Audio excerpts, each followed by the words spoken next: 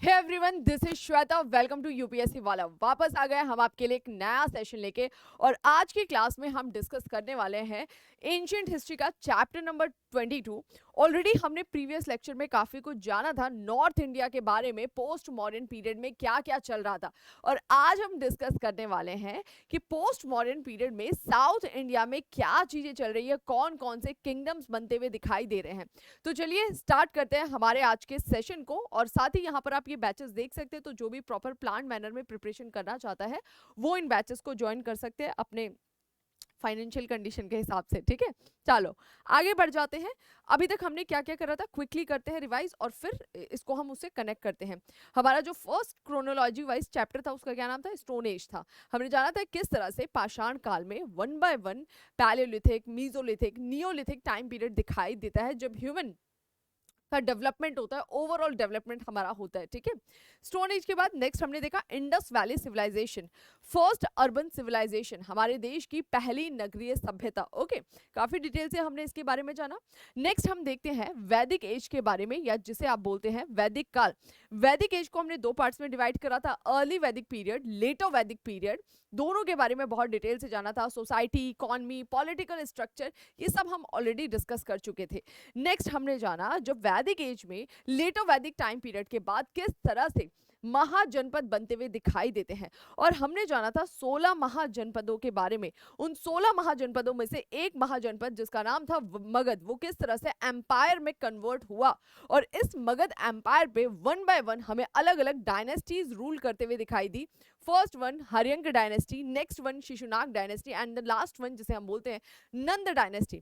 और नंद डायनेस्टी का ही आखिरी शासक था जिसका नाम था धनानंद, जिसे रिप्लेस किया था चंद्रगुप्त मौर्य ने। और फिर उसने रखी किसकी, मौर्यन एम्पायर की नींव रखी थी। ओके, तो ये हमने प्रीवियस लेक्चर में यहां तक जान लिया था जो हमारे सेशंस हुए थे। मौर्यंस के बाद हमने देखा था कि लास्ट मौर्यन किंग जो होते हैं लगभग लगभग 185 बीसी के अराउंड उनकी हत्या कर दी जाती है। मौर्यन एम्पायर पूरी तरह से डिक्लाइन हो जाता है, उनका पतन हो जाता है। और मौर्यन एम्पायर डिक्लाइन होने के बाद हमें भारत में जो पीरियड दिखाई देता है उसे हम किस नाम से जानते हैं, पोस्ट मॉडर्न एरा के नाम से जानते हैं। पोस्ट मॉडर्न, या फिर जिसे हम बोलते हैं मौर्योत्तर काल, जहां मौर्यंस ने इंडियन सब कॉन्टिनेंट पर बहुत बड़ा एम्पायर क्रिएट किया था। अगर हम देखें तो सुदूर उत्तर पूर्वी और सुदूर दक्षिणी हिस्से को छोड़ दे तो ऑलमोस्ट इंडियन सब कॉन्टिनेंट पे किसका कंट्रोल था, मौर्यंस का कंट्रोल था। अब पोस्ट मॉडर्न पीरियड में ये पूरा का पूरा एम्पायर अलग अलग पार्ट्स में स्प्लिट होते हुए दिखाई देगा। इस वाले रीजन में हमें कौन रूल करते हुए दिखाई देते थे, तो हमने जाना कि फॉरेन इन्वेडर्स आए थे, इंडो ग्रीक, शक, पार्थियन, कुषाण। नेक्स्ट इंडिया का जो नदन पार्ट था पाटलिपुत्र वाला, यहां पर हमें कौन रूल करते हुए दिखाई देते, शुंग, कण्व, चेदी। ओके, इंडिया का जो दक्कन वाला पार्ट था वहां में कौन रूल करते हुए दिखाई देते, सातवाहनास। हालांकि मौर्यंस के लगभग 100 सालों के बाद हमें सातवाहनास दिखाई देते, मतलब उनके डिक्लाइन के 100 सालों के बाद। अब ये दक्षिण भारत का क्या चल रहा है, तो दक्षिण भारत में जो मौर्यंस जब रूल कर रहे थे उसी समय हमें मौर्य अभिलेख में नामों का जिक्र मिलता है, चोल, चेर, पांड्य। और ये जो चोल, चेर, पांड्य थे ये बेसिकली मौर्यन एम्पायर से लगते हुए रीजन में हमें दिखाई देते हैं। तो ये जो सुदूर दक्षिणी वाला हिस्सा है यहाँ पर हमें चोल, चेर, पांड्य दिखाई देते हैं पोस्ट मॉडर्न पीरियड में। अलग अलग इनके किंगडम्स बनती हुई दिखती है। तो आज हम इन्हीं के बारे में पढ़ने वाले हैं। इनके बारे में जो इंफॉर्मेशन मिलती है मैक्सिमम संगम साहित्य, संगम बेसिकली एक सेशन होता था, एक सभा होती थी, बताया जाता है पांड्य शासकों, राजाओं के बारे में काफी इंफॉर्मेशन वहां से मिलती है। तो संगम जो बैठक होती थी उस बैठक के बारे में जिस किताब में लिखा गया उसे हम बोलते हैं संगम साहित्य। उसके बारे में हम हमारे नेक्स्ट सेशन में डिस्कस करेंगे। फिलहाल जो आज का हमारा सेशन रहने वाला है वहां पर हम जानने वाले हैं ये जो संगम काल है। संगम काल अब कब से कब तक है, तो देखो एग्जैक्ट डेटा तो हम नहीं बोल सकते कि कल से स्टार्ट हो गया था या कल खत्म हो गया था, नहीं, वो हम ओवरऑल मानकर चलते हैं। तो हमें पता लगता है कि पोस्ट मॉडर्न पीरियड में ही जब मॉडर्न्स का डिक्लाइन हुआ था 180 बीसी, उसके बाद से हमें इसका आधार बनते हुए दिखाई देने लगता है। तो फर्स्ट सेंचुरी बीसी से लगभग लगभग आप देखते हैं कि 300-400 ईस्वी तक का जो काल होता है वो हमें संगम काल के रूप में दिखाई देता है। ओके, और यहाँ पर हम जिसकी बात करने वाले हैं वो कौन है, चोल, चेर, पांड्य। इनका मैं आपको प्रॉपर रीजन भी दिखाने वाली हूँ, ये देख सकते हैं यहाँ वाले रीजन में कौन रूल करते हैं, मौर्यंस के बाद चोलाज रूल करते हुए दिखाई देते हैं। वैसे भी ये जो सुदूर दक्षिण वाला हिस्सा था ये मौर्यंस के कंट्रोल में नहीं था, लेकिन यहाँ पर ये स्टैब्लिश हो जाएंगे पोस्ट मॉडर्न पीरियड में। तो चोला किंगडम चेरा किंगडम और पांड्या। चोला की अगर मैं बात करूं तो प्रेजेंट डे आप देख सकते हैं कौन सा वाला क्षेत्र है, आंध्र प्रदेश तमिलनाडु वाला रीजन। पांडे जो है वो तमिलनाडु वाला रीजन है। चेरा जो है वो आपका लगभग केरला और उसके आसपास का क्षेत्र हमें दिखाई देता है।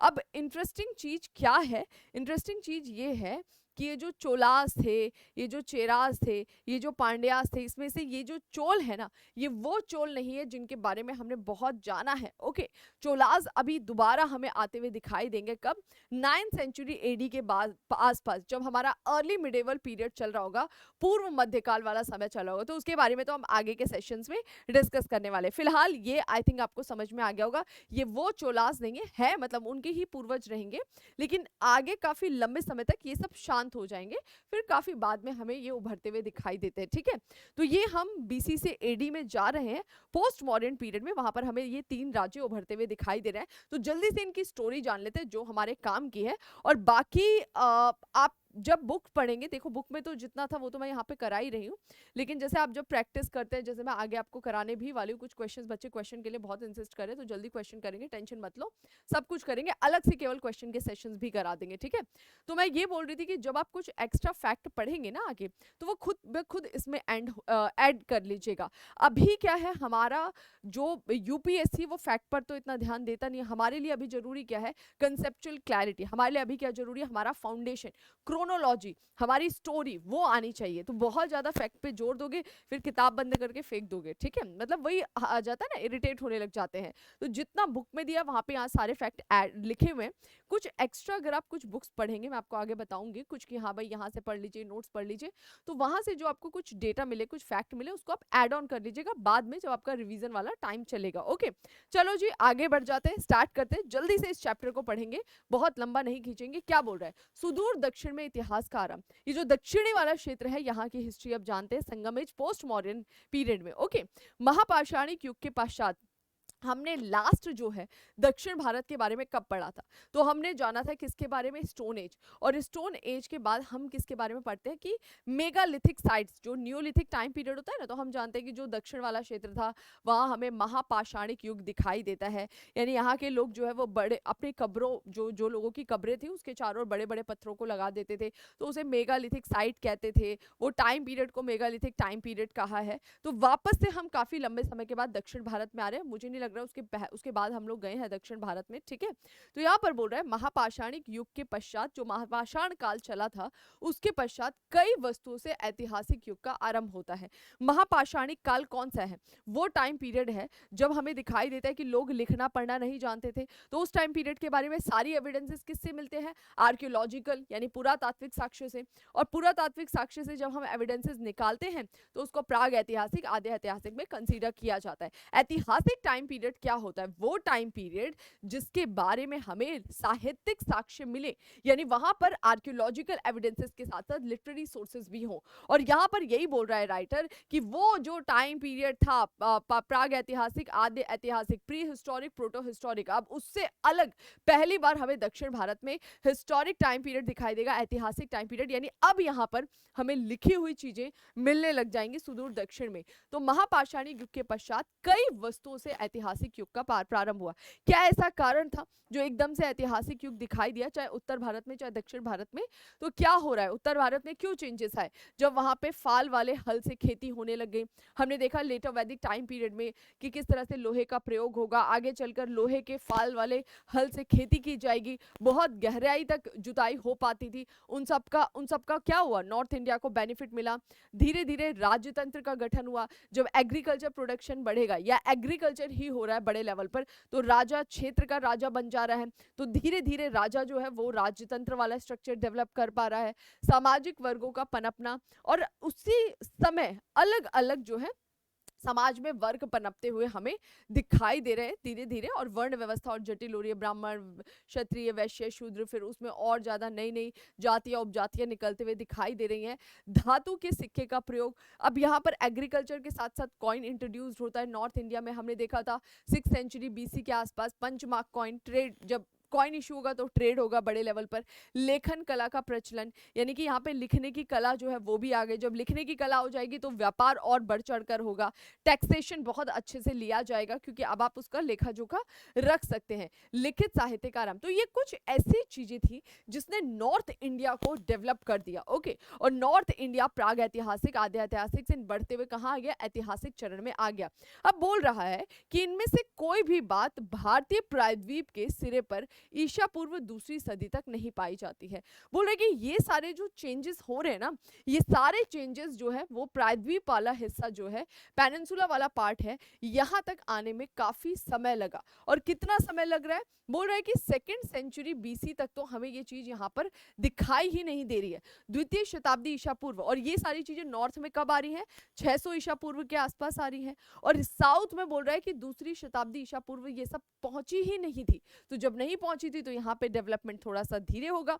यहाँ पर नॉर्थ में प्राग ऐतिहासिक काल से ऐतिहासिक जल्दी आ जा रहा है, साउथ में आने में समय लगेगा क्योंकि ये सारी चीजें यहाँ पर थोड़ा सा डिले पहुंचती है, थोड़ा मतलब 400 साल डिले, ठीक है। फिर बोल रहा है इस समय प्रायद्वीप के उच्च भागों में वे लोग बसते थे जो महापाषाण निर्माता कहलाते थे। बोल रहे ये जो टाइम पीरियड था ना 200 बीसी के आसपास, जब हम बोल रहे कि उस समय तक चीजें यहाँ पर नहीं पहुंची है, ये सारी टेक्निक्स यहाँ पर नहीं पहुंची है, तो बोल रहे ये वो टाइम पीरियड था एक्चुअली जिस टाइम पीरियड में दक्षिण भारत में अभी भी महापाषाण काल चल रहा है, यानी यहाँ पर अभी भी वही मेगालिथिक टाइम पीरियड चल रहा है। आगे बढ़ते हैं, इनकी पहचान इनके कब्रों से होती थी। अब दक्षिण भारत में उस समय का क्या स्टेटस था, जब उधर चल रहा है, क्या हमें उधर दिखाई दे रहा है महाजनपद, मौर्यन दिखाई दे रहे हैं, उस समय दक्षिण भारत में हमें महापाषाण काल दिखाई दे रहा है। महापाषाण काल के बारे में हमने पहले भी थोड़ा कुछ पढ़ा था, यहाँ पर राइटर थोड़ा सा और बताते हुए आगे बढ़ रहा है। राइटर बोलता है मेगालिथिक टाइम पीरियड में हमें पता लगता है कि ये जो लोग थे इनकी पहचान कैसे होती थी, कि ये लोग मेगालिथिक टाइम पीरियड के हैं, तो इनकी पहचान होती थी इस तरह के आर्किटेक्चर से। बेसिकली ये क्या करते थे, तो महापाषाण काल के लोगों की पहचान उनके यूनिक जो कब्र वाला स्ट्रक्चर था उससे होती थी। अब ये किस तरीके से कब्र बनाते थे, तो हमें पता लगता है कि ये कब्र के चारों ओर बड़े बड़े पत्थर है, और ये देख रहे हो कितने बड़े पत्थर, ऐसा लग रहा है कोई इमारत बना के रखी हुई है, तो इतने बड़े पत्थरों से कब्र को घेर देते थे, और यही इनकी पहचान थी जिनको मेगालिथिक पीपल कहा जाता था, ठीक है। इवन ये जो इनकी कब्र होती थी, इन कब्रों में हमें मिट्टी के बर्तन, लोहे की वस्तुएं मिलती थी, यानी उस समय नॉर्थ इंडिया में भी ये चीजें चल रही थी, मेगालिथिक वाली नहीं, लेकिन हाँ ये कब्र के साथ दफनाना, क्योंकि उस समय ये चीज आ चुकी थी कि जो हम दफना रहे हैं वो उसको आगे उपभोग के लिए मिलेगा। इवन इंडियन सोसाइटी में आज भी हम देखते हैं, स्पेशली हिंदू फैमिलीज में 13वीं जैसा जो एक रिचुअल होता है, उसमें हमें पता लगता है कि बहुत सारी वस्तुएं दी जाती है, चारपाई से लेके, छाते से लेके, साड़ी, कपड़ा, अनाज, सब कि ये सब उसके उपभोग के लिए जा रहा है, ठीक है। तो वो वहां से ही मूव करके आ रहा है। तो बोल रहे कि इनके यूनिक टाइप के कब्र होते थे, उन कब्रों के चारों ओर हमें पत्थर की बड़ी बड़ी शिलाएं दिखाई देती थी, उन कब्रों के अंदर मिट्टी के बर्तन, लोहे की वस्तुएं मिलती थी, साथ ही लाल काले मृदभांड, इनके द्वारा जिस तरह के मिट्टी के बर्तन यूज हो रहे थे। देखो मिट्टी के बर्तनों के टाइप्स आपको याद रखने, काफी कुछ हम पढ़ चुके हैं नॉर्थ का, दक्षिण का थोड़ा सा ध्यान रखिए, क्योंकि कई बार संस्कृति का नाम ना आकर डायरेक्ट मिट्टी के बर्तन का नाम लिख देता है, लाल काले मृदभांड वाली संस्कृति। ओके, तो आपके दिमाग में क्लिक करना चाहिए कहां कहां पर ये चल रहा था। ओके, तो यहां पर यही बोल रहा है कि बेसिकली ये चीजें हमें यहाँ के कहां से मिलती है, उन कब्रों से मिलती है, और यही इनकी यूनिक चीज है जिससे इनके इनके बारे में पता लगता है कि अच्छा ये उस टाइम पीरियड के लोग हैं।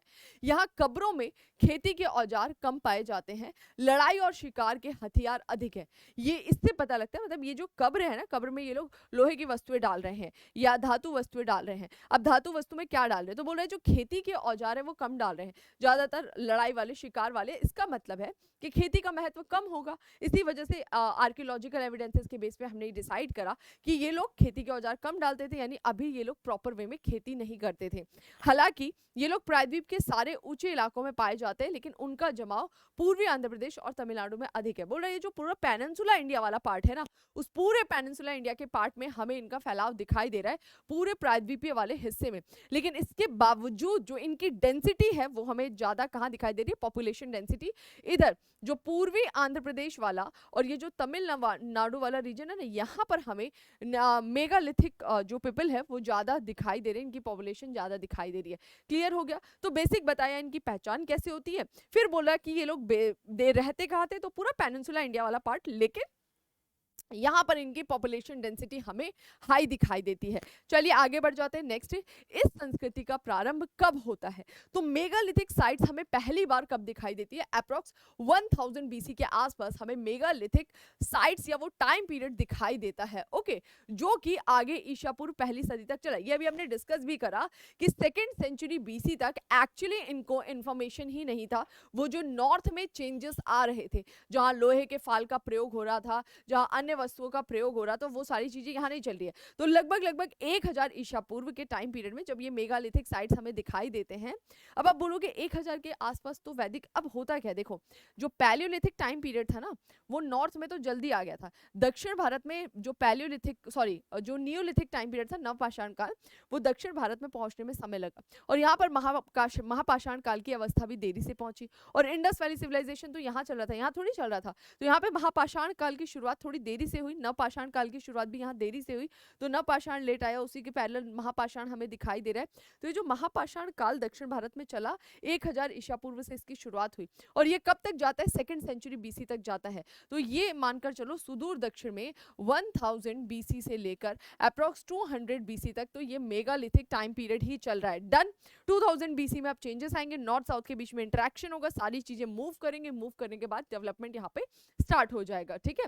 अशोक के अभिलेख, अब बोल रहा है कि इनके बीच में ऐसा नहीं कि इंटरेक्शन था ही नहीं, मतलब जीरो, जानते नहीं थे एक दूसरे को, बिल्कुल जानते थे। और कैसे? तो यहाँ पर हमें बताता है राइटर कि अशोक जब रूल कर रहा था मौर्यन किंग, मौर्यन एम्पायर में, तो मौर्यन किंग अशोका के इंस्क्रिप्शंस में हमें चोल, पांडे और केरल पुत्र किसके लिए होगा?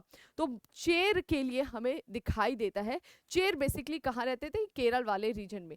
ठीक है। तो यहाँ पर यही बोल रहा है कि अशोक के इंस्क्रिप्शन में, अशोका किस टाइम पीरियड में हमें दिखाई दे रहा है, उसके इंस्क्रिप्शन में चोल, पांडे और केरल पुत्र यानी कि इनके बारे में जिक्र किया गया है। ठीक है। और इनके बारे में जिक्र करना ही क्या दिखाता है? कि वो लोग इनसे परिचित थे, इनको जानते थे। क्लियर हो गया। आगे बोल रहा है कि तमिलनाडु के दक्षिणी जिलों में महापाषाणिक लोग मृतकों के अस्थि पंजर को लाल कलश में रखकर गड्ढों में दफनाते थे। अब ये जो महापाषाणिक काल था ना, ये जो मेगालिथिक टाइम पीरियड था, इस मेगालिथिक टाइम पीरियड में भी हमें दो चीज दिखाई दे रही है। एक तो नॉर्मल दिखाई दे रहा है बुरियल, जिसमें दफना दे रहे हैं और चारों ओर पत्थर लगा दे रहे हैं। बोल रहे एक और डिफरेंट टाइप का, जिसमें जिसे बोल रहा है कलश समाधान, और बता रहा है कि तमिलनाडु के जो दक्षिण वाले जिले हैं, तमिलनाडु के दक्षिण में यहाँ के जो जिले हैं, यहाँ के जो महापाषाणिक काल वाला समय था, ये लोग मृतकों को कलश में रख के उसके बाद उसको दफना रहे हैं। इसको कलश समाधान कहा जा रहा है। तो ये बहुत इंटरेस्टिंग है कि दक्षिण भारत का ये जो मेगालिथिक टाइम पीरियड है, इसमें भी हमें दो कैटेगरीज दिखाई दे रही है। सुदूर दक्षिण वाला जो रीजन है तमिलनाडु के दक्षिण में, वहां पर हमें कलश समाधान प्रक्रिया दिखाई दे रही है।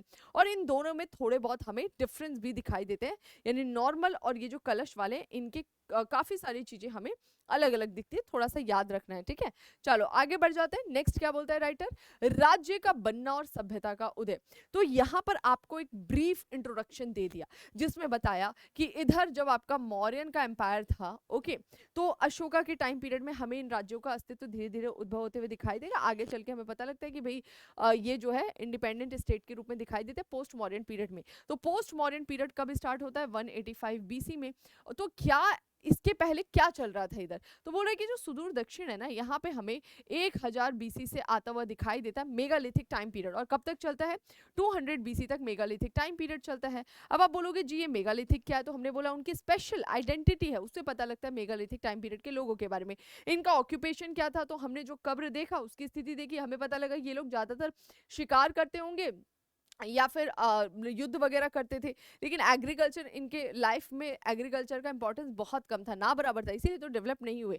फिर क्या चीजें थी, क्यों डेवलप नहीं हुए? तो हमने देखा नॉर्थ में जो चेंजेस आ रहे हैं, लोहे के फाल का प्रयोग होना, रोपाई होना, राजतंत्र का गठन होना, टैक्सेशन सिस्टम आना, वो सब अभी इधर नहीं पहुंचा है, जो अब धीरे धीरे पहुंचेगा। तो बस ये बता के यहाँ पर रोक दिया। अब बढ़ जाते हैं आगे कि इनका उद्भव कैसे हो रहा है इन तीनों का। तो बोल रहा है कि राज्य का बनना और सभ्यता का उदय कैसे हुआ। ईस्वी सन के आरंभ में, यानी कि जैसे ही फर्स्ट सेंचुरी स्टार्ट होती है, उसके साथ साथ ये लोग ऊंची भूमि से उतरकर उर्वर नदी घाटियों में आए और कछारी डेल्टा क्षेत्रों को कृषि योग्य बनाया। ये लोग मतलब कौन लोग? तो हमें पता लगता है ना कि ये जो लोग थे ये ज्यादातर हमें कहाँ दिखाई दे रहे थे? प्रायद्वीप की ऊंची भूमि में, है ना। हालांकि पॉपुलेशन डेंसिटी बढ़ेगी, कब बढ़ेगी? जब ये इधर जाते हैं। तो बोल रहा है कि ईस्वी सन के आरंभ के साथ साथ ये लोग जो ऊंची भूमि थी वहां से उतरेंगे और उतरकर किधर जाएंगे? कछारी भूमि की ओर जाएंगे, नदी घाटी की ओर जाएंगे। जैसा कि आपको यहाँ पर पता है कृष्णा, कावेरी, ये सारे जो नदी डेल्टा है वो बहुत ही उर्वर क्षेत्र था। ओके। और जब ये यहाँ गए तो इन्होंने एग्रीकल्चर स्टार्ट करा। जब एग्रीकल्चर हुआ वो भी उपजाऊ क्षेत्र में, तो कृषि जो है उसका उत्पादन बहुत ज्यादा बढ़ा। और जब भोजन ज्यादा बढ़ जाएगा, कृषि का उत्पादन बढ़ेगा, तो वही राजतंत्र वाला स्टेज आ जाएगा। टैक्सेशन सिस्टम एस्टैब्लिश होगा, परमानेंट स्टैंडिंग आर्मी रखी जाएगी, राजा के अधिकारी रखे जाएंगे, प्रॉपर राजतंत्र का गठन होगा। तो यहाँ पर भी एग्रीकल्चर ही रीजन बनता है राज्य का बनने का। लेकिन वो कब? जब ये लोग ऊपर से उतरकर कछारी भूमि में जा रहे हैं, डेल्टाई क्षेत्र में जा रहे हैं। आगे व्यापारी, विजेता लोग, जैन, बौद्ध और कुछ ब्राह्मण धर्म प्रचारक भी। एक तो इनका खुद मूवमेंट हो रहा है कछारी भूमि की तरफ, एग्रीकल्चर प्रोडक्शन बढ़ रहा है। दूसरी ओर बोल रहा है कि उत्तर के लोग भी पोस्ट मॉडर्न पीरियड में हमें दक्षिण आते हुए दिखाई दिए। कौन लोग? तो बड़े बड़े व्यापारी जो है, या फिर जो क्षत्रिय विजेता लोग होते थे, जैन और बौद्ध भिक्षु, जिनका काम क्या था? अपने धर्म का प्रचार प्रसार करना, है ना, लोगों को मोक्ष की शिक्षा देना। और कुछ ऐसे ब्राह्मण धर्म प्रचारक थे, वो लोग मूव करके जब दक्षिण भारत में आए, तो इनके आने से अनेक भौतिक संस्कृति के तत्व जो है वो इनमें सम्मिलित हो गए। जब ये लोग वहां से मूव करके वहां जा रहे हैं तो बहुत सारी चेंजेस हमें दिखाई दे रहे हैं। बहुत सारे जो भौतिक तत्व जैसे एग्रीकल्चर करना, रोपाई करना, लोहे के फाल का प्रयोग करना, वो सब हमें दक्षिण में भी इंट्रोड्यूस होते हुए दिखाई देगा। समझ में आ रहा है? तो चेंज क्यों हुआ 200 बीसी में अचानक से? तो ये खुद मूव कर गए कछारी भूमि में और नॉर्थ से एक बड़े लेवल पर इंटरेक्शन चालू हुआ, और ये कारण बनता है इनके उदय का या फिर इनके उद्भव का। नेक्स्ट, उत्तर और सुदूर दक्षिण दोनों के बीच संस्कृति और आर्थिक संबंध की स्थापना ईसा पूर्व चौथी सदी से बड़े महत्व की हो गई। बोल रहे कि जो 4th सेंचुरी बीसी वाला टाइम पीरियड है, धीरे धीरे यहाँ से इंटरेक्शन चालू हो चुका था। किसके बीच में? नॉर्थ और साउथ के नॉर्थ और साउथ इंडिया वाला जो रीजन है, साउथ इंडिया भी नहीं मैं बोलूंगी, स्पेशली जो सुदूर दक्षिण वाला है। ठीक है। दक्षिणापथ उत्तर के लोगों के लिए लाभदायक सिद्ध हुआ। अब नॉर्थ के लोग साउथ क्यों जा रहे हैं भाई? उनको भी तो कुछ बेनिफिट मिल रहा होगा कि ऐसे ही जा रहे हैं। सुदूर दक्षिण में क्यों जा रहे हैं? मतलब ऐसा जो मौर्यंस था उनका तो पूरा ही का पूरा ये किंगडम था, किंगडम पूरा का पूरा था, तो मौर्यन एम्पायर में लोग मूव तो करेंगे ही। वहां से मूवमेंट धीरे धीरे चालू हो जाएगी। अशोका के टाइम पीरियड से जिक्र भी मिलता है इनका। और बोल रहा है कि जो ज्यादा हमें इंटरेक्शन दिखाई देता है इन दोनों के बीच में, क्योंकि नॉर्थ के लोगों को इस वाले क्षेत्र से फायदा था। क्या फायदा था? तो हमें पता लगता है दक्षिणापथ जब दक्षिण की ओर जाते थे तो उत्तर के लोगों को वहां से सोना, मोती और अलग अलग टाइप के रत्न या स्टोन्स मिलते थे। तो ये जो इन चीजों के प्रति आकर्षण था, धीरे धीरे उसकी पुष्टि कहाँ हो रही थी? दक्षिण भारत से हो रही थी। ठीक है। नेक्स्ट, पाटलिपुत्र में रहने वाले मेगास्थनीज। मेगास्थनीज के बारे में आप सभी ने सुना होगा। तो मेगास्थनीज किसके दरबार में रह रहा था? चंद्रगुप्त मौर्य के दरबार में। और मेगास्थनीज तक जिक्र करता है किनकी? तो मेगास्थनीज को ने बताया था पांड्य देश के बारे में। और जो पांड्य देश है उसके बारे में मेगास्थनीज तभी जो बता रहा है ना जब वो थोड़ा कुछ जानता होगा। तो मेगास्थनीज का पांड्य देश के बारे में बताना ये बता रहा है कि ये इसको जानते थे, इनके बीच में कोई ना कोई संबंध रहे होंगे। ठीक है। इसके अलावा अशोक के जो इंस्क्रिप्शन है, अशोक के जो अभिलेख है, उसमें भी हमें पता लगता है चोल, पांड्य, केरल पुत्र, वो तो अभी हमने डिस्कस किया। तो उत्तर भारत के जो राजा महाराजा थे या अलग अलग तरीके के स्कॉलर्स थे, उनको इनके बारे में पता है। वो अपने इंस्क्रिप्शंस में, अपने बुक्स में इनका जिक्र करते हुए हमें दिखाई दे रहे हैं। वो सारी चीजें हमें यहाँ पर पता लगती हैं। ओके।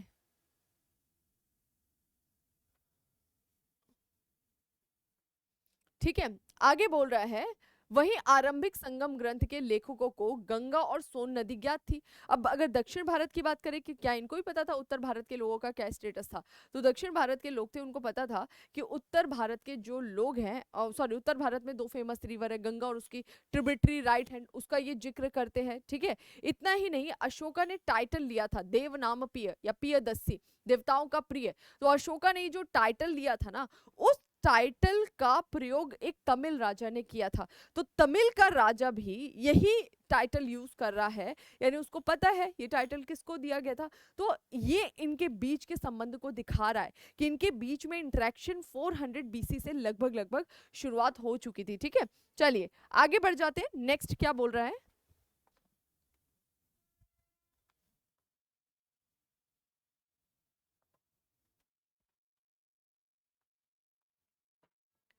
ओके, तो नेक्स्ट बोल रहा है तीन आरंभिक राज्य। अब बैकग्राउंड इसका बहुत बना लिया। अब देखो, पहले इसने बात करा किसके बारे में, कि इसके पूर्व क्या चल रहा था, तो हमने देखा मेगालिथिक टाइम पीरियड, उसके बारे में थोड़ा सा हमने जाना। फिर बोल रहा है कि आपको इनके बीच में कैसे पता लगा इंट्रैक्शन हो रहा है, तो हमने कुछ रेफरेंस दिया कि नॉर्थ वाले साउथ को जान रहे थे, दक्षिण के बारे में मतलब जिक्र हो रहा है, और दक्षिण वाले भी उत्तर के बारे में जिक्र कर रहे हैं, रिवर्स का, टाइटल्स का यूज कर रहे हैं। अब इन तीनों राज्यों को फटाफट हम पढ़ लेते हैं, बहुत ज्यादा दिमाग नहीं लगाना है, बस स्टोरी को एक फॉर्म में समझते जाना है। क्या बोल रहे हैं? तीन आरंभिक राज्य। भारतीय प्रायद्वीप का दक्षिणी छोर जो है, प्रायद्वीप तो बहुत बड़ा पार्ट है ना, ये दक्षिणी शोर की बात कर रहा है, कि जो दक्षिणी शोर है, जो कृष्णा नदी के दक्षिण में पड़ता है, ठीक है, महानदी, गोदावरी, कृष्णा, कावेरी, तो बोल रहे हैं जो कृष्णा नदी है उसका दक्षिणी हिस्सा, वहां पर हमें तीन राज्य दिखाई दे रहे हैं। और वो तीन राज्य कौन थे? चोल, पांडे और चेर, या फिर केरल पुत्र कहा जाता था इन्हें। अब यहाँ पर वन बाय वन हम स्टडी करेंगे। सबसे पहले किसकी बात कर रहा है? पांडे की बात कर रहे हैं। पांडे के बारे में अभी हमने देखा था, इनका उल्लेख कौन करते हैं? मेगास्थनीज करते हैं, मेगास्थनीज इनका जिक्र कर रहे हैं। तो पांड्यों का उल्लेख सर्वप्रथम किसने किया था? मेगास्थनीज ने किया था। उसके अनुसार उनके राज्य मोतियों के लिए मशहूर थे। जैसा कि मैंने आपको बोला कि जो दक्षिणी वाला हिस्सा था ना, यहाँ से सुदूर दक्षिण से मोती, रत्न, सोना ये सब मिल रहा था, कर्नाटक के कोलार वाले रीजन से। तो बेसिकली नॉर्थ जो था वो काफी इस वजह से इनको जानता था, कनेक्शन में था। तो ये बोल रहा है कि पांड्यों का उल्लेख तो हमें मेगास्थनीज के बुक में मिल रहा है, और वहां पर वो इसे क्या बोलता है कि ये मोती के लिए काफी मशहूर है। पांड्यों का राज्य, ये देखो, ये पूरा पांड्यों का क्षेत्र था, तथा पांड्य समाज में कुछ मात्र सत्तात्मक प्रभाव भी दिखाई देते हैं थोड़े लेवल पर। यहाँ पर एक बार पता लगता है कि जो रानी है उनके द्वारा रूल किया गया था। तो ये भी बताते हैं मेगास्थनीज कि यहाँ पे हमें कुछ मात्र सत्तात्मक तत्व दिखाई दे रहे हैं पांड्य समाज में। इसके पहले हमने देखा था, हाँ देखा था, किसमें? सातवाहनों के टाइम में। लेकिन सातवाहनों में डायरेक्टली रानियां रूल नहीं करती थी, बल्कि हमें दिखाई देता है फीमेल प्रदेश शासिका के रूप में रूल करती थी। यहाँ पर हमें कुछ ऐसे एविडेंसेस मिले हैं जिससे हमें पांड्य समाज के बारे में दिखाई दे रहा है। ठीक है, आगे बढ़ जाते हैं। पांड्य राज्य भारतीय प्रायद्वीप के किस हिस्से में पड़ता था? उसके सुदूर दक्षिण और दक्षिण पूर्वी भाग में पड़ता था। यानी ये लीजिए मैप, ईस्ट, वेस्ट, नॉर्थ और साउथ, इसको अच्छे से देखिए। सुदूर दक्षिण और दक्षिण पूर्वी, दक्षिण में तो है, सदर्न मोस्ट पार्ट में है, लेकिन सदर्न मोस्ट पार्ट के भी किस हिस्से में? इधर है ना, पांडे किधर है? ये वाले पार्ट में। यानी ये क्या हो गया? सुदूर दक्षिण और दक्षिण पूर्वी इस वाले हिस्से में हमें मिल रहे हैं। सबको याद रहेगा, ठीक है। तथा उसमें मोटे तौर पे तमिलनाडु, यहाँ पर अभी क्या है? प्रेजेंट डे तमिलनाडु है। उसके कौन से प्रेजेंट डे वाले हिस्से आ रहे हैं? तिरुनेलवेली, रामनद, मदुरई, ये डिस्ट्रिक्ट आज की अगर हम देखें तो वहां कभी पांड्यों का क्षेत्र हुआ करता था।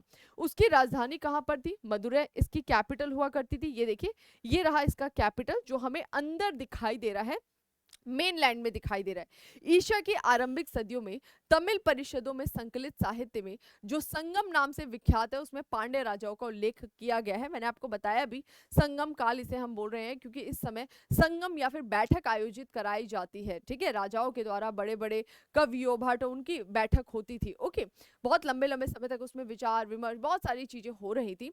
तो वो जो संगम टाइम पीरियड है उसके बारे में संगम साहित्य बताता है, और संगम साहित्य में किसकी बात की गई? पांड्यों का जिक्र किया गया है। ठीक है, पांड्य राजाओं के बारे में बेसिकली बताया गया है। यह देश बताया जाता है, देश का मतलब है उस समय किंगडम ही उनका देश है। ठीक है, नेशनैलिटी वाली फीलिंग तो नहीं आई थी ना। ठीक है, तो यहाँ पर ये बोले कि यह देश जो है वो धनवान और समृद्ध था, ऐसा हमें पता लगता है। पांड्यों वाला जो क्षेत्र था बहुत प्रॉस्पर था। पांड्य राजाओं को रोमन साम्राज्य के साथ में, अब रोमन एम्पायर किधर है? तो आप जो उधर जाएंगे यूरोप में, जो उसका रोम वाला रीजन है, इटली उसके आसपास का क्षेत्र जो है, वहां पर हमें दिखाई देता है रोमन एम्पायर। जब आप वर्ल्ड हिस्ट्री पढ़ेंगे तब हम जब रोमन एम्पायर पढ़ेंगे और तब हम इनका जिक्र करेंगे, आप समझ रहे हैं। तो काफी लंबे समय से एंशिएंट टाइम पीरियड का ट्रेड, एंशिएंट टाइम पीरियड से यूरोप हो गया, वेस्टर्न एशिया, सेंट्रल एशिया से इंडिया का ट्रेड चल रहा था। लैंड रूट से तो चल ही रहा था, सी रूट से भी चल रहा था। ठीक है, अब ये मत बोलना कि भारत और इसके बीच में पहले से इस सी रूट को कैसे ब्लॉक किया जाएगा वो सब हम डिस्कस करेंगे, लैंड रूट को कैसे ब्लॉक किया जाएगा वो सब हम आगे डिस्कस करेंगे, ठीक है। तो पांडे राजा जो थे इनको बहुत ज्यादा बेनिफिट क्या हो रहा था, ये इंटरनेशनल ट्रेड कर रहे थे, कहाँ से, रोमन साम्राज्य के साथ व्यापार हो रहा था इनका, और उस व्यापार में इनकी स्थिति कैसी बनी हुई थी, बहुत ज्यादा लाभदायक बनी हुई थी। उन्होंने रोम के एक सम्राट थे जिनका नाम था ऑगस्टस, उसके दरबार में राजदूत भी भेजा था।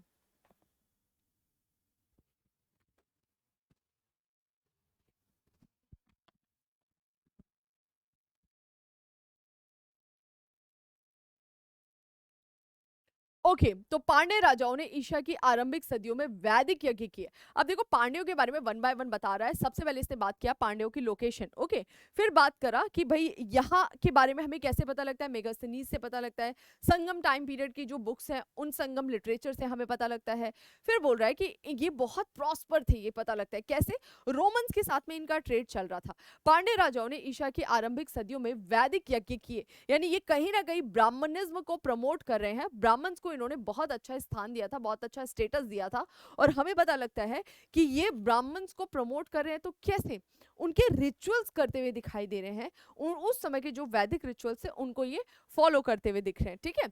अब इसके बाद नेक्स्ट हम आ जाते हैं किसके बारे में, चोलास के बारे में पढ़ते हैं। आप आगे भी चोलास के बारे में पढ़ेंगे, उनके आर्किटेक्चर, जो उनके मंदिर का स्ट्रक्चर था वो हमें बहुत ज्यादा पढ़ना जरूरी है, बहुत इंटरेस्टिंग है, बहुत इंपॉर्टेंट है। लेकिन यहाँ पर हम चोलास के बारे में कुछ बेसिक पॉइंट डिस्कस करेंगे, ठीक है। ये पहले वाले चोलास है, कब के, संगम एज वाले, वो हम पढ़ेंगे 9th सेंचुरी एडी में, ठीक है। तो चोल, यह राज्य मध्यकाल के आरंभ में चोल मंडलम कोरोमंडल कहलाता था, ठीक है। तो बोल रहा है कि ये हमें किस नाम से जाना जाता था, तो इन जो चोल वाला रीजन है ना, ये वाला, इसको कोरोमंडल, आज भी आपको पता होगा ना, इंडिया का कोस्ट, ये वाला कोस्ट होता है, इसको हम क्या बोलते हैं, मालाबार कोस्ट बोलते हैं ना, मालाबार कोस्ट, ठीक है। और इसको हम क्या बोलते हैं, इसको हम बोलते हैं कोरोमंडल कोस्ट। तो यहाँ पर यही बोल रहा है कि ये जो चोल जहां पर रहते थे, ये वाला रीजन, ये दिख रहा है, सबको दिख रहा है मैप पे, ओके।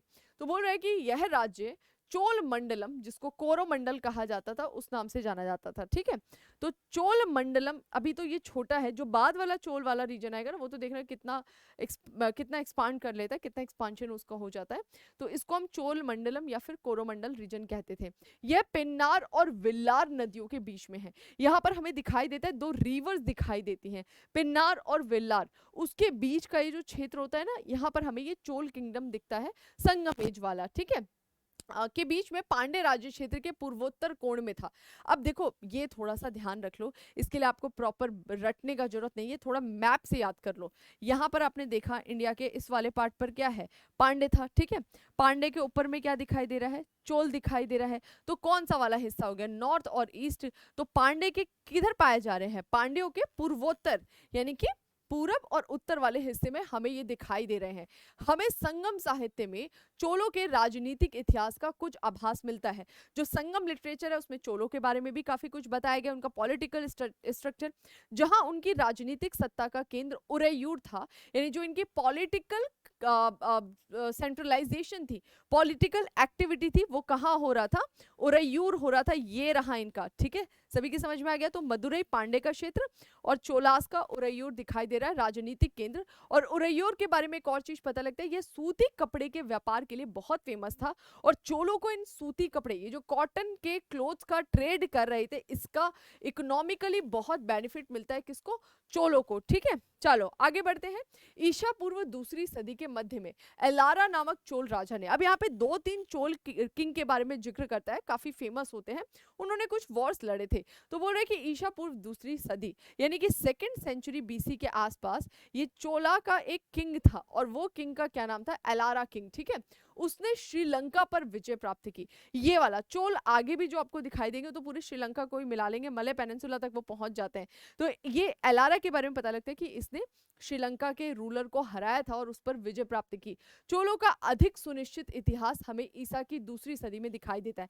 तो बोल रहे 2nd सेंचुरी बीसी में ये विजय अभियान हमें दिखता है, और प्रॉपर वे में हम देखें चोलास का किंगडम डेवलप होता हो तो वो कब हमें दिखाई देता है, 2nd सेंचुरी एडी में, यानी कि द्वितीय सदी ईस्वी में हमें दिखाई देता है, जो उनके एक बहुत फेमस किंग थे जिनका नाम था करकल। तो ये 2 रूलर्स के नाम याद रखना है, एक जिसका नाम है एलारा, दूसरा करकल। ये थोड़ा सा प्रोनाउंसिएशन अलग अलग हो सकता है इंग्लिश मीडियम और हिंदी मीडियम वालों के लिए।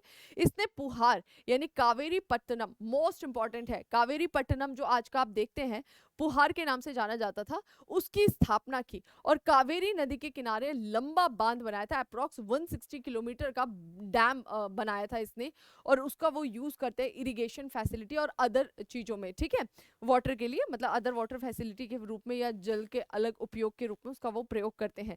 तो बेसिकली ये बहुत ज़्यादा बेनिफिशियरी होता है ये जो डैम बनाया गया था।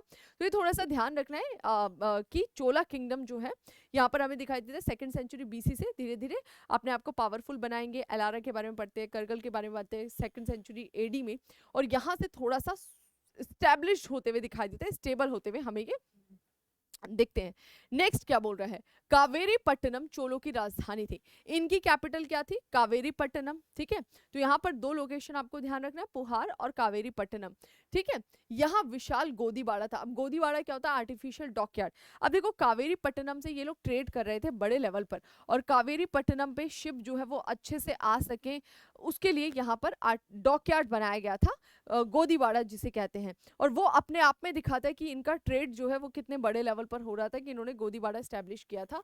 चोलों के वैभव का मुख्य कारण था सूती कपड़े का जो ये व्यापार कर रहे थे। मैंने अभी बताया भी कि किस तरह से ये लोग सूती कपड़े का व्यापार करते हैं उरैयोर से, और वो इनके इकोनॉमी का बहुत स्ट्रॉन्ग पिलर था, इनकी अर्थव्यवस्था का। और उस ट्रेड की वजह से जो इन्हें बेनिफिट हो रहा था, उस बेनिफिट से वो क्या कर रहे थे, दान दक्षिणा दे रहे थे, सेना रख रहे थे, अपना पूरा राजनीतिक ढांचा चला रहे थे उसी से। इनके पास कुशल नौसेना थी। नौसेना नहीं होती, अगर नेवी नहीं होती, तो ये श्रीलंका पर अटैक करके उसे जीतते कैसे, हमने देखा ना। तो यहाँ पर ये बोल रहे हैं कि इनके पास में कुशल नौसेना भी थी। तो चोलों के बारे में, आरंभिक जो चोल आए थे, इनके बारे में 2-4 पॉइंट्स आपको याद रखते हैं। इंपॉर्टेंट जो इसके दो किंग थे वो ध्यान रखना है 2nd सेंचुरी बीसी और एडी के आसपास। जो इनके दो इंपॉर्टेंट रीजन दिखाई दे रहे हैं, उरैयोर जो कि अंदर पड़ रहा है मेनलैंड की तरफ, वहां से हमारे सूती वस्त्रों का व्यापार बड़े लेवल पर हो रहा है। कावेरी पट्टनम गोदीबाड़ा इनका कैपिटल भी है, ये मोस्ट इंपॉर्टेंट है, इसके थ्रू ट्रेड हो रहा है। और कॉटन का जो कॉटन के जो क्लोथ्स हैं उनके व्यापार से इनकी इकोनॉमी बहुत स्ट्रांग हो रही है, जिसका इनको आगे बेनिफिट मिलते हुए दिखाई देता है, ठीक है। आगे बढ़ते हैं। नेक्स्ट, करकल के उत्तराधिकारियों के समय चोल सत्ता का तेजी से ह्रास हुआ। देखो यहाँ पर दो रूलर्स की बात की गई और बोला कि करकल के बाद जितने भी सक्सेसर हुए वो काफी वीक हुए, और उसके बाद से चोलास का डिक्लाइन होते होते होते रहेगा। कब जाके दिखाई देंगे, 9th सेंचुरी एडी में वापस हमें पनपते हुए दिखते हैं। चेरों और पांड्यों ने चोलों के राज्य में घुसकर अपना अपना राज्य फैलाया। तो इधर हमें चेर दिखाई दे रहे हैं, इधर हमें पांडे दिखाई दे रहे हैं। ये तीनों आपस में भी लड़ते रहते थे समय समय पे साझेदारी बना बनाकर। तो पता लगता है कि चेर और पांडे इन दोनों ने अटैक किया था चोला किंगडम में, इसकी कैपिटल पर अटैक करके इसको निपटाने की पूरी ठान ली थी। ओके, चेर और पांड्यों ने चोलों के राज्य में घुस के ना केवल उसको तहस नहस किया, बल्कि चोलों की जो बची खुची सत्ता रह गई थी उसे उत्तर से पल्लवों ने भी हमला किया। आगे आप पढ़ेंगे पल्लवास के बारे में, जब हम पढ़ने वाले हैं पल्लवास, फिर राष्ट्रकूट, पाल प्रतिहार, राष्ट्रकूट, पल्लवास, वो सब हम आगे थोड़े से बढ़ते हुए पढ़ेंगे। तो बोल रहे कि इधर थोड़ा सा इंटरेस्टिंग है कि ये दोनों तो अटैक करके निपटा ही रहे हैं, इसके ऊपर पल्लव बैठे हुए थे। पल्लवों ने भी चोलों पर अटैक कर दिया और वो उसके लिए बहुत ही कमजोर वाली स्थिति आ चुकी थी। ईसा की चौथी से 9वीं सदी तक दक्षिण भारत के इतिहास में चोलों की भूमिका नगण्य रहेगी। यानी अब जो है चोल आपको निपटते हुए दिखाई देंगे कब तक, 9th सेंचुरी तक। अब इसके बाद वापस से उभरेंगे, फिर तो भयानक उभरे होंगे, इतना उभर जाएंगे कि बे ऑफ बंगाल को चोला झील के नाम से जाना जाएगा, चोल लेक कहा जाएगा। मतलब इतना उन्होंने अपना यहाँ पर एक्सपांशन कर लिया था कि जो बंगाल की खाड़ी माना जाता था, इस पर पूरा का पूरा इनका कंट्रोल है, चोल झील कहने लग गए थे इसे, ठीक है। तो ये थोड़ा सा याद रखना है, एग्जाम के लिए इंपॉर्टेंट है। और देखो कितना ईजी है स्टोरी, अगर हम देखें, बाद में हमें फैक्ट याद करना है, हम फैक्ट डाल लेंगे, क्या करना है, पहले स्टोरी दिमाग में होनी चाहिए ना, कि पांडे जो थे वो कहाँ थे, किससे उसके बारे में पता लग रहा है, तो मेगस्थनीज से, संगम लिटरेचर से पता लग रहा है, पांड्यों का किससे कनेक्शन था, क्या था उनके इकोनॉमी का सोर्स। तो हम देख रहे हैं कि ट्रेड बहुत अच्छा चल रहा है, रोमन्स के साथ में उनका ट्रेड चल रहा है, उससे उनकी इकोनॉमी जो है वो स्ट्रांग हो रही है। फिर हमने देखा चोलों के बारे में, चोलों का थोड़ा जाना कि इसका इतिहास कैसे पता लगा, संगम लिटरेचर में इसकी भी जानकारी दी गई है। चोलों की इकोनॉमी का मेन सोर्स क्या है, तो हमें पता लगता है कि जो चोल की इकोनॉमी है, जो कॉटन क्लोथ्स का वो ट्रेड कर रहे थे, सूती कपड़ों का व्यापार, उससे उनकी इकोनॉमी को बहुत बूस्ट मिल रहा है। उनकी नेवी बहुत स्ट्रांग थी, तो उन्होंने जो है श्रीलंका उस पर अटैक करके जीता। कुछ उनके इंपॉर्टेंट सक्सेसर्स आए जिनके बारे में हमने जाना, जिसका उनको क्या मिलता है, बेनिफिट मिलता है, ये सब चीजें हमने डिस्कस करी। डिक्लाइन कैसे हुई, तो इधर से पांड्याज, इधर से चेर अटैक कर ही रहे, ऊपर से पल्लवाज भी अटैक कर रहा है, तो इस तरह से धीरे धीरे वो डिक्लाइन होते गए और कोई पावरफुल हमें सक्सेसर नहीं दिखाई देता। बस ऐसी स्टोरी याद करो, बाद में फैक्ट ऐड कर लेना, ठीक है। अब आ जाते हैं चेर। लास्ट हमें किसके बारे में पढ़ना है, चेरों के बारे में पढ़ना है।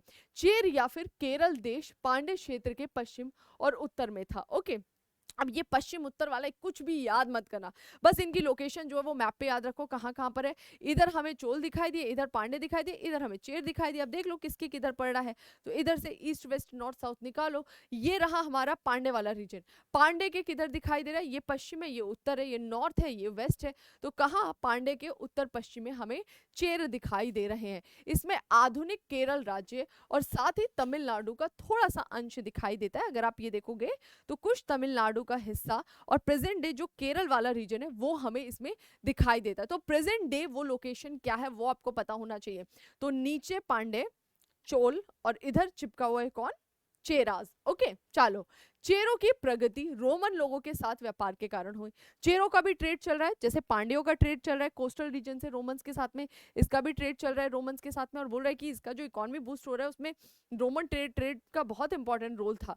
रोमनों ने अपने हित की रक्षा के लिए सेना की 2 टुकड़ियां मुजरिस कांगेनोर में स्थापित की। यहाँ उन्होंने ऑगस्टस का मंदिर भी बनवाया। बोल रहे इतना ही नहीं, हमें ये पता लगता है कि रोमन्स जो है उनका इतना ज्यादा इधर इन्फ्लुएंस हो गया था, ट्रेड इतने बड़े लेवल पर हो रहा था कि अपने व्यापार की रक्षा के लिए सेना की 2 टुकड़ी यहाँ पर रखते हैं। ओके, और ये इतना ही नहीं है, अब जो जो रोमन्स है वो क्या है, क्रिश्चियनिटी के फॉलोअर्स है।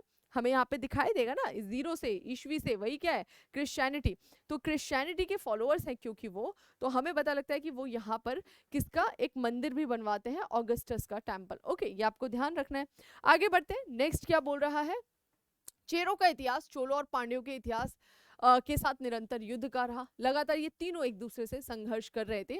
चेर नरेश करकल के पिता का वध कर देते। अब देखो चेर और चोलों के बीच का संघर्ष कैसे होता है, ये लोग लड़ते भी थे, विवाह भी कर लेते थे, मतलब वॉर भी होता था, मैट्रिमोनियल अलायंसेस भी बना लेते थे कभी कभी। तो हमें पता लगता है जो चेर था ना, इसने चोल का एक इंपॉर्टेंट रूलर था जिसका नाम करकल, उसके पिता की हत्या कर दी थी। तो भाई चोल भी क्यों चुप रहेंगे, चोल ने भी इसी रूलर की हत्या कर दी जिसने उसके पिता की हत्या की थी। चेर नरेश को भी अपनी जान गंवानी पड़ी, तो इसने इसके राजा के बेटे को मार दिया, इसने इसको मार दिया, तो दोनों के बीच बराबर हो गया। आगे चल के इन दोनों के बीच में कुछ समय बाद अच्छे रिश्ते बने, और इतने अच्छे रिश्ते बने कि ये मित्र बन गए, और ये एक दूसरे के साथ वैवाहिक संबंध भी स्थापित करेंगे, मतलब राजाओं के परिवार में विवाह भी चालू हो जाता है।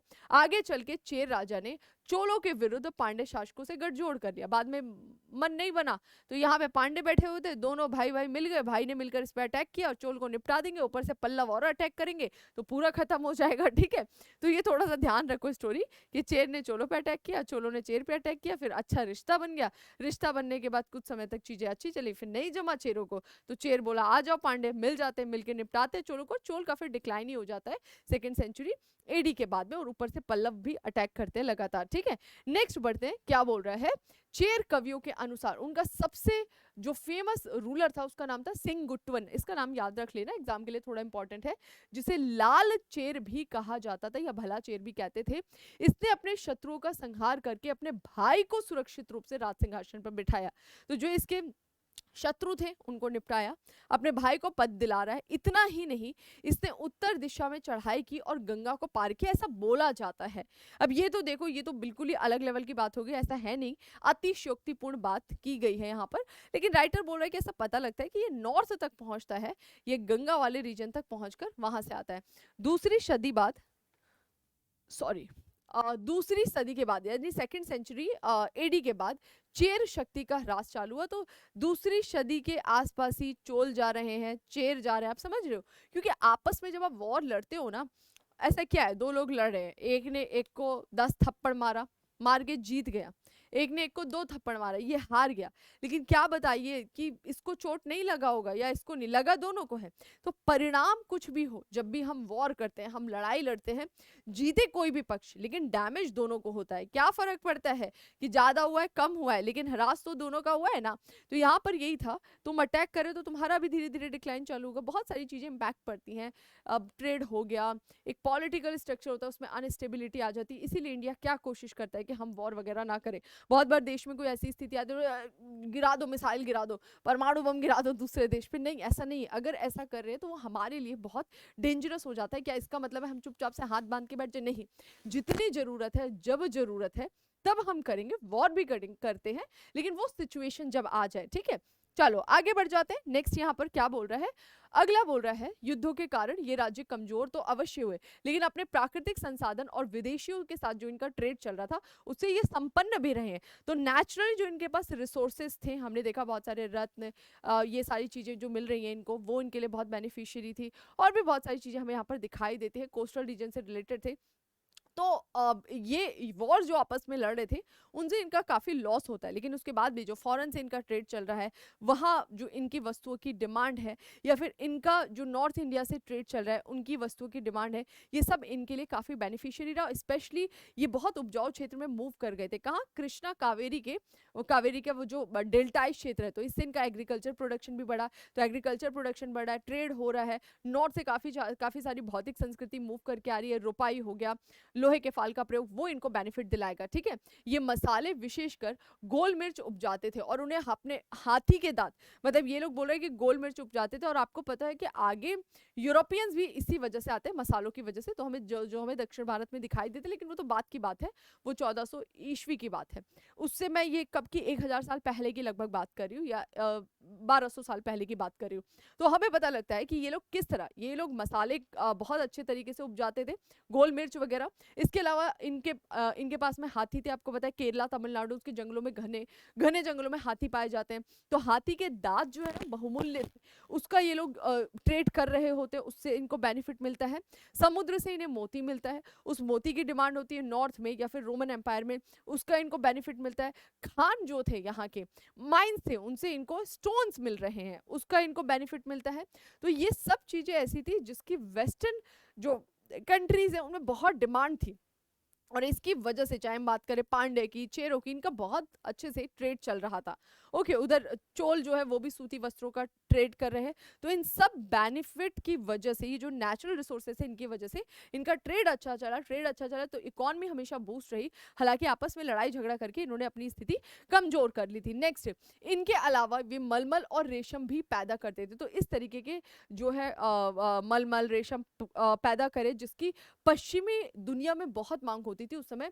मलमल के कपड़ों की, रेशम के कपड़ों की, वो कौन पहनते थे? जो वहां के सामंत बड़े लोग होते थे, वो अपने विलासितापूर्ण जीवन के लिए इनका उपभोग करते थे। जैसे आजकल आते हैं ना ब्रांडेड टी शर्ट्स आती हैं, ब्रांडेड पर्स आते हैं, ब्रांडेड शूज आते हैं, और वही कपड़ा सेम जाओ तो आपको 200 रुपए में, 400 रुपए में, 1000 रुपए में मैक्सिमम मिल जाएगा, जिसका आप 10,000 20,000 पे करके आ रहे हो। लेकिन वो विलासितापूर्ण है भैया, आप कमा रहे हैं 2 लाख रुपए महीना, तो क्यों नहीं खरीद लेंगे? ठीक है, लेकिन उसका क्या है, कमा रहे हो, खरीद रहे हो, जो चीज आपको 1000 में मिल सकती है वो 20 में खरीद रहे हो। तो बस ऐसा ही कि पश्चिमी दुनिया में जो सामंत थे उनके पास अच्छा पैसा था, तो वो इसका उपभोग कर रहे थे, और उसका उपभोग कर रहे हैं तो ये प्रोड्यूस करे तो अच्छा ट्रेड चल रहा है, इकोनॉमी बूस्ट हो रही है, पूरी एक साइकिल बन जा रही है। ठीक है, आगे बोल रहा है, उरैयूर जो हमें चोलों का रीजन है, ये सूती कपड़े के व्यापार के लिए बहुत फेमस था, और इससे उनकी इकोनॉमी को बूस्ट मिला। तमिल लोग एक और मिस्र और अरब के यूनानी राज्य तथा दूसरी ओर मलय द्वीप समूह और यहाँ से चीन के साथ व्यापार करते थे। तो ट्रेड छोटा मोटा नहीं था, यहाँ से ट्रेड चल रहा है। इधर जाइए, अफ्रीका का ये जो इजिप्ट वाला रीजन है इसके साथ ट्रेड चल रहा है। दूसरी ओर जाइए, अरब वाला जो रीजन है, यहाँ के जो यूनानी लोग हैं, इधर पूरा इनसे ट्रेड चल रहा है। तीसरा जाइए इधर मलय पेनिनसुला, इधर जाके इनका ट्रेड चल रहा है, और यहाँ से होते हुए किधर पहुंच जा रहे हैं? चाइना पहुंच जा रहे हैं। तो पूरा एक ट्रेड का स्ट्रक्चर इन्होंने डेवलप किया था, जिसको इनको बेनिफिट मिलता है इकोनॉमी में। ठीक है, नेक्स्ट, धन और युद्ध। देखते हैं इनके इनकम का सोर्स क्या था और ये किस तरीके के वॉर से लड़ रहे थे, वो किस तरीके के वॉर्स को लड़ते थे। तो इनकम के सोर्स की अगर मैं बात करूं, स्थानीय और सुदूर दोनों तरह का व्यापार इनके लिए बहुत बेनिफिशियरी था। स्थानीय मतलब लोकल लेवल पर नॉर्थ इंडिया से भी करते हुए दिखाई दे रहे हैं। हम देख रहे हैं रोमन्स के साथ जो यूनानी है, मिश्र वाला रीजन है, इधर सब जगह इनका ट्रेड अच्छा खासा चल रहा है। तो इसका मतलब है कि इनको ट्रेड का बहुत बेनिफिट मिल रहा है। और जब ट्रेड हो रहा है तो चुंगी अधिकारियों द्वारा पुहार में सौदागरों से पारगमन शुल्क वसूल किया जाता था। तो जब वहां पर लोकल लेवल पर भी राज्य के अंदर ट्रेड चल रहा है, सौदागर जो होते थे, व्यापारी होते थे, वो व्यापार कर रहे हैं, तो उनसे क्या ले रहे हैं, पारगमन शुल्क ले रहे हैं। तो वो क्या आ रहा है, राज्य के पास आ रहा है, राज्य मतलब राजा के पास आ रहा है, तो उसकी इकोनॉमी बूस्ट हो रही। तो धन का स्रोत क्या था, व्यापार बहुत बड़ा धन का स्रोत था। व्यापारी व्यापार कर रहे हैं, ये लोग चुंगी अधिकारी जो इनके होते थे, जैसे आज एक्साइज इंस्पेक्टर वगैरह होते, तो वो लोग क्या कर रहे हैं, वसूली यहाँ पर कर रहे हैं। इसके अलावा युद्ध में हाथ लगे माल से भी राजकोष में वृद्धि होती थी। मतलब एक राज्य दूसरे पर अटैक कर दिया, अटैक करके लूटपाट करके लिया है, उससे भी इनका जो पूरा का पूरा बोल सकते हैं जो भी इनका धन था, राजकोष था, वो धीरे धीरे फलता फूलता था। ठीक है, लेकिन युद्ध और राज व्यवस्था का वास्तविक आधार कृषि से होने वाली नियमित आय थी। तो बोल रहे हैं कि जो ट्रेड था उससे बहुत बेनिफिट था, लूटपाट से भी इनको बेनिफिट मिल रहा था, लेकिन एक स्टेबल इनकम क्या था, वो था एग्रीकल्चर। तो एग्रीकल्चर प्रोडक्शन बढ़ा, उससे इनकी इनकम बढ़ी। तो ये बेसिकली इनके इनकम का सोर्स था। ट्रेड हो गया, एग्रीकल्चर हो गया, लूटपाट हो गया वॉर के बाद से। ओके, खेतों में ये लोग किस तरह की उपज रखते थे, तो धान, रागी, धान अच्छा खासा इधर हो रहा है, रागी, ईख, ये उपज करते थे। और जब एग्रीकल्चर प्रोडक्शन बढ़ा तो किसानों से वसूले गए करों से ये क्या रखेंगे, अपनी सेना रखेंगे। एग्रीकल्चर प्रोडक्शन बढ़ा, टैक्स लिया, राजा के पास पैसा है, पैसा रहा है तो परमानेंट स्टैंडिंग आर्मी रख लिया, और आर्मी रखी तो उसी आर्मी का यूज करेंगे एक दूसरे पर अटैक करने में।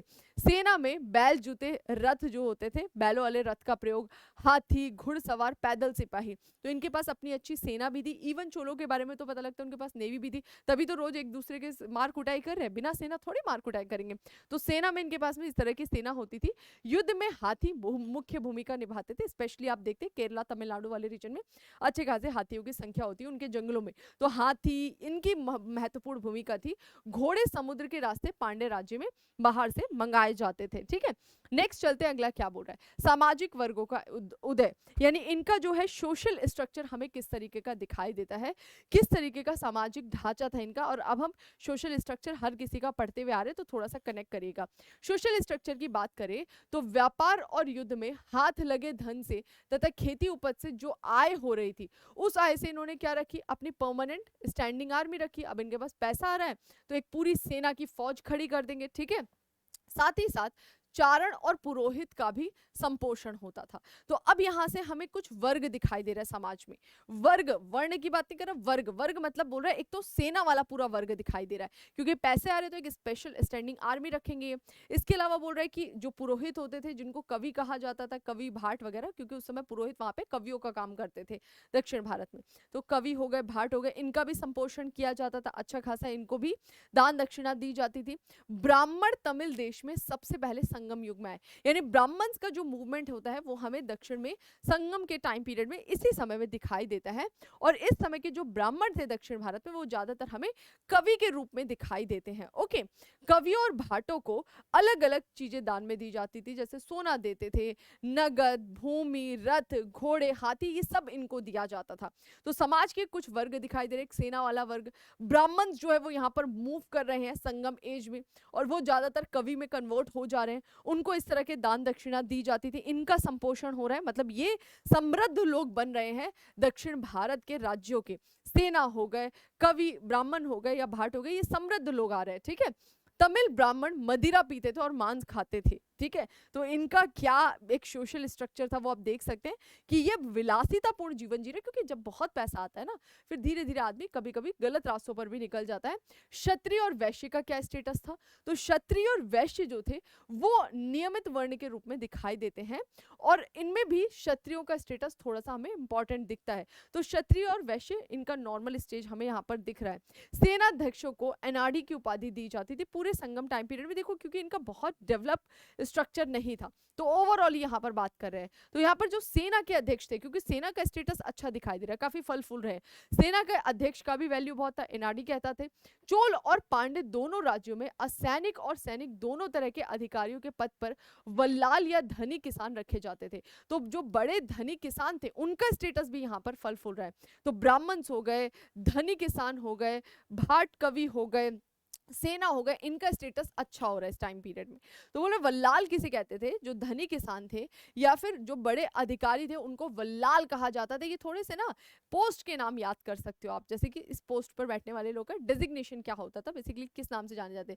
तो एनआरडी सेना के अध्यक्ष हो गए, जो धनी वो होते थे किसान जिनको अधिकारी के रूप में नियुक्त किया जाता था, उनको वल्लाल कहा जाता था। ठीक है, नेक्स्ट शासक वर्ग को अरसर कहा जाता था, जो रूल करते थे उनको अरसर कहा जाता था, तथा उनका वल्लालों से वैवाहिक संबंध होता था। जो धनी किसान थे और शासक वर्ग थे, इनके बीच में हमें मैट्रिमोनियल रिलेशंस बनते हुए दिखाई देते हैं।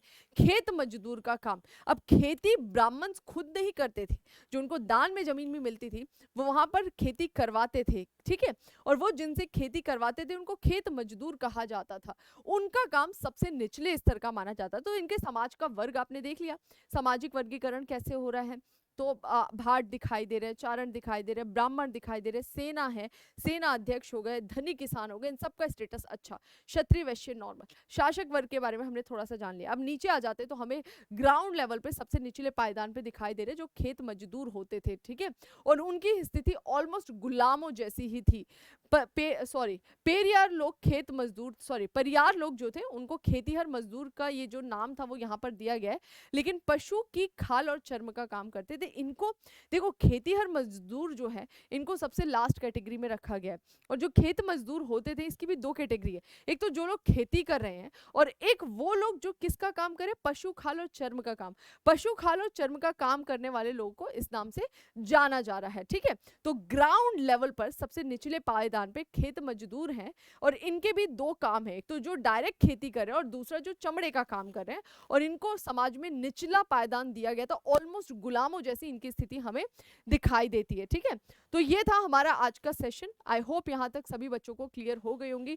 क्या क्या पढ़ा आज हमने, संगम एज के बारे में पढ़ा। संगम एज में बेसिकली तीनों के बारे में हमने डिस्कस करा, लेकिन उसके पहले क्या स्टेटस था ये दक्षिण भारत का, तो वहां पे हमने देखा मेगालिथिक टाइम पीरियड चल रहा है।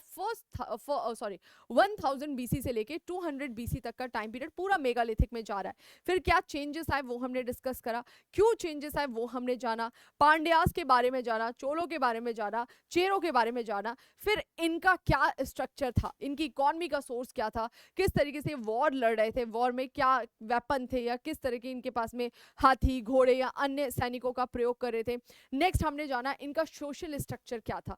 तो ये था हमारा आज का सेशन। और अभी थोड़ा सा संगम एज के बारे में बचा हुआ है, संगम लिटरेचर, वो जो नेक्स्ट क्लास मैं लेकर आ रही हूँ उसमें ही संगम लिटरेचर मैं ऐड कर दूंगी। ठीक है, तो ये अगर आपको वीडियो अच्छी लगती है तो प्लीज कमेंट सेक्शन में फीडबैक जरूर दीजिएगा, और पूरी की पूरी हमारी जो प्लेलिस्ट है उसे अच्छे से पढ़ लीजिए। डे 1 से जो हमारी क्लास दी गई है उसको अच्छे से रिवाइज करिए, पढ़िए। कोई भी प्रॉब्लम आती है कमेंट सेक्शन में बताइए ताकि उस प्रॉब्लम को हम सॉल्व कर सके। क्वेश्चंस को लेकर बहुत सारे बच्चों के कंसर्न है, तो जल्दी मैं आपका क्वेश्चन सेशन भी स्टार्ट करने वाली हूँ और हम क्वेश्चन पर डिस्कशन करेंगे। ठीक है, तो चलिए फिर मिलते हैं नए सेशन में, तब तक अपना ध्यान रखिए, रिवीजन करते रहिए। Thank you.